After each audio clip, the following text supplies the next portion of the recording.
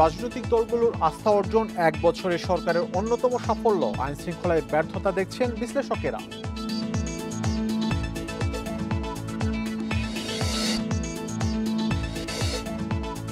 বিতর্কিত বিচারকদের সরিয়ে দেওয়া সহ নানা সংস্কার দৃশ্যমান, বিচার কাজে গতি না বাড়ায় হতাশ আইনজীবীরা।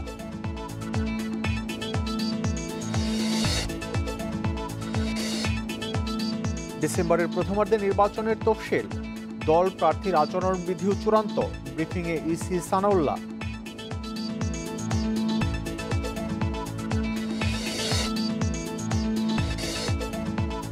গাজীপুরের সাংবাদিককে কুপিয়ে হত্যা, আরেকজনকে পিটিয়ে জখম, সিসিটিভি ফুটেজ সংগ্রহ পুলিশের।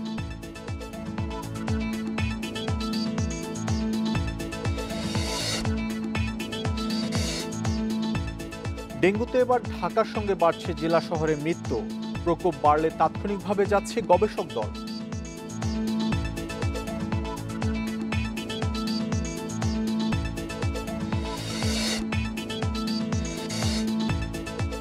যুক্তরাজ্যে পদত্যাগ করে মন্ত্রিত্ব ছাড়লেন রোশনারা আলী, ভাড়া বাড়ানোর পর সমালোচনায় পড়েন।